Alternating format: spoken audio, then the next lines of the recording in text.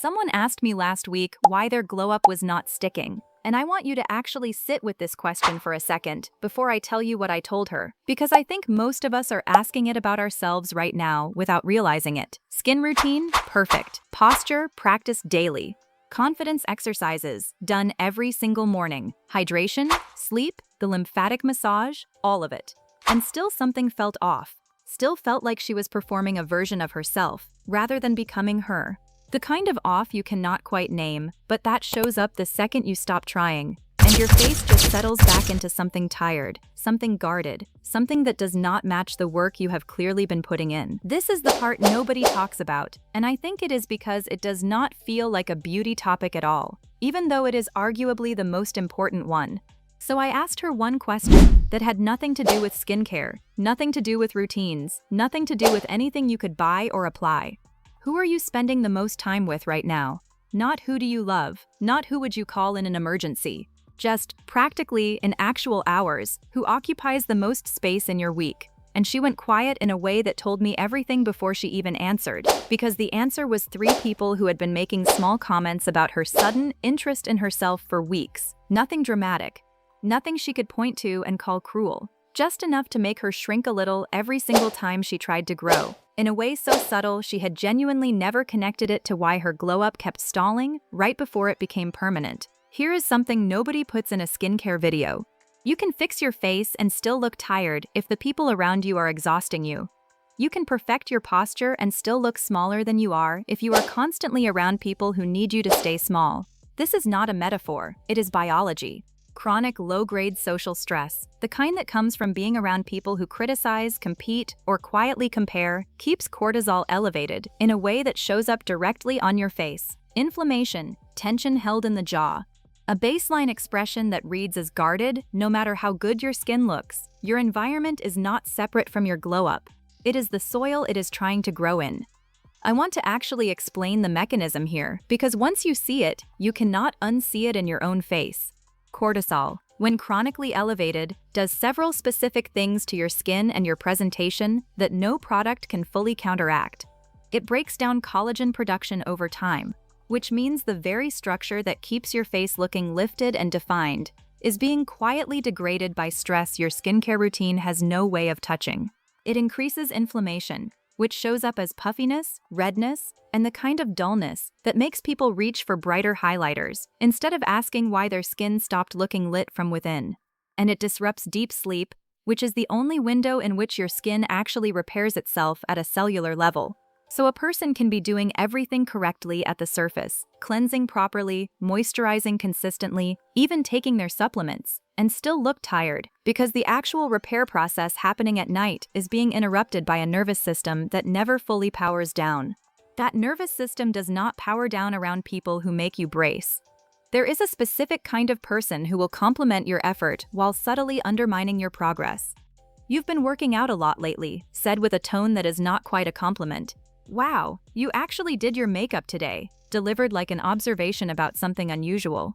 These comments are rarely meant maliciously most of the time. They often come from people who are uncomfortable watching you change because your change asks something of them they are not ready to give. Maybe it reminds them of a version of themselves they gave up on.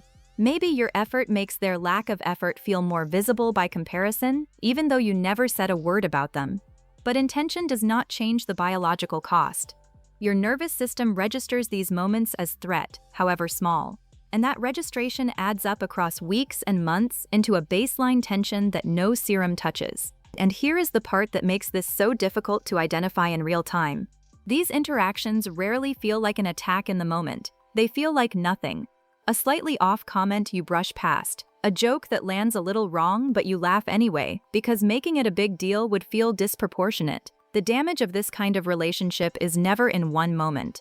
It is in the accumulation of 1,000 moments so small that none of them individually justify a conversation, a confrontation, or even a complaint to a friend. You cannot point to the injury. You can only point to the exhaustion that has no obvious source, the tension in your shoulders that started somewhere you cannot quite trace, the way your face settles into something guarded the moment you walk into a specific room or pick up the phone for a specific call. So here is what actually needs auditing alongside your skincare shelf: the 5 people you talk to most. Not the ones you love the most, the ones you talk to most, because those are not always the same list. For each one, ask one honest question. Do I feel more like myself after spending time with this person, or less? Not whether they are a good person, not whether you have history, just that one specific, physical, felt sense of expansion or contraction. You already know the answer for each name. You knew before you finished reading the question.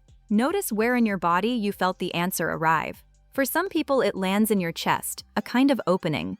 For others, it lands in your stomach, a tightening you have learned to override so consistently you almost stopped noticing it was there at all. This does not mean cutting people off dramatically or having difficult conversations you are not ready for.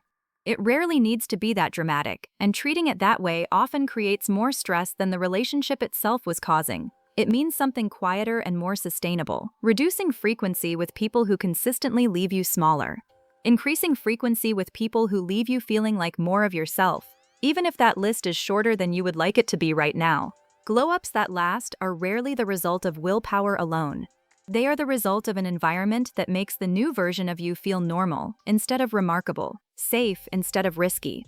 A version of you that has to constantly defend or explain her own growth in every room she enters is a version of you that will eventually get tired of growing, no matter how strong her discipline is. The woman who asked me that question made one change. She started spending Sunday afternoons with a friend who had never once commented on her appearance, good or bad, who just talked to her like a person doing normal person things. 3 weeks later, she told me her skin looked better. She had not changed her routine at all. She had changed who she was breathing the same air as for a few hours a week. That is not a coincidence, and it is not woo. It is what happens when your nervous system finally gets a few hours where it does not have to brace. Cortisol drops, sleep deepens. Collagen production, inflammation, and repair all start operating the way they were designed to in the absence of a constant low-grade threat response running in the background of every interaction. I think the reason this gets overlooked so often in beauty content specifically is that it is genuinely uncomfortable to look at. It is much easier to recommend a new serum than to ask someone to honestly evaluate whether their closest relationships are safe places for them to grow. Products do not require us to confront anyone. They do not require us to risk a friendship, a family dynamic, or an uncomfortable conversation with someone we love, but who is, for whatever reason of their own, not currently capable of celebrating our growth. There is also something almost embarrassing about admitting that other people affect you this much, especially in a culture that constantly tells you to not care what anyone thinks. So instead, we buy the serum. We add the step. We tell ourselves the tiredness in our face is a sleep problem or a hydration problem or a needs more vitamin C problem, because all three of those are easier to solve than asking whether the people closest to you have quietly become the reason your nervous system never fully exhales. But the audit matters more than almost anything else on the list, precisely because it is the one nobody wants to do, and precisely because it is the one most directly connected to whether anything else you are doing actually has room to work. Your face was never the actual project.